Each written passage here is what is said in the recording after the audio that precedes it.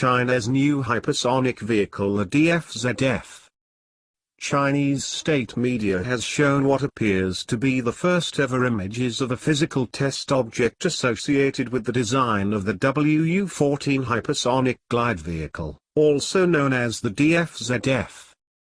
On October 2017, state-run broadcaster China Central Television, or CCTV, aired a special that dealt in part with the country's JF-12 hypersonic wind tunnel.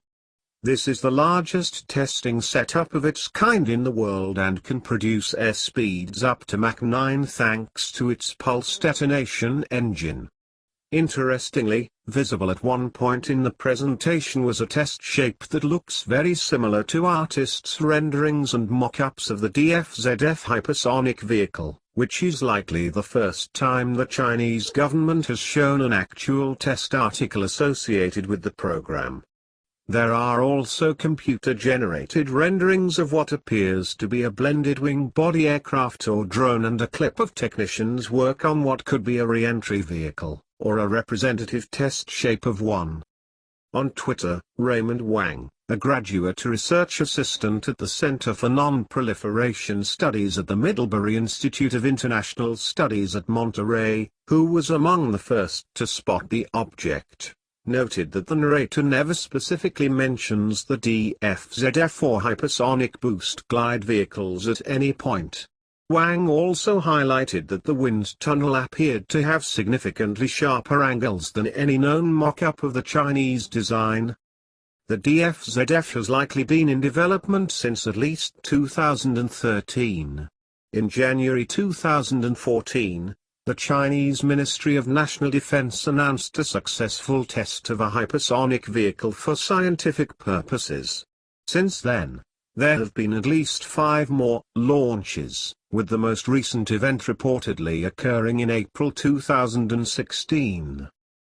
The Chinese have never officially disclosed the exact purpose of the vehicle, but it could have a wide range of both strategic and tactical applications. We at The Zone touched on these various capabilities when we examined the potentially game-changing nature of hypersonic weapons, which fly at speeds 5 times the speed of sound or faster, by definition, and don't have a largely predictable trajectory like most long-range missiles, in depth. These characteristics would make this class of weapon ideal for strikes on mobile targets that can rapidly reposition themselves, as well as for other time-sensitive attacks.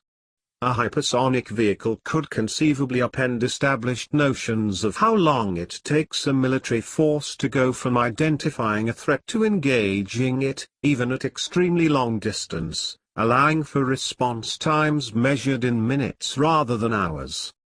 This means that it would be easier for China, or anyone else with such a DF-ZF, to turn actionable intelligence about very precise targets, such as leaders of a hostile regime or small groups of high-ranking terrorists, into a conventional standoff strike.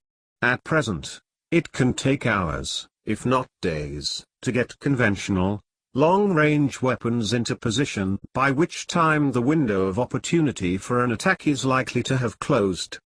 And while the DF-ZF was an unpowered boost glide vehicle, essentially a hypersonic glider, experts saw it as a clear stepping stone to an operational weapon system. Though there haven't been any reported tests of this specific design since 2016. Thank you for watching.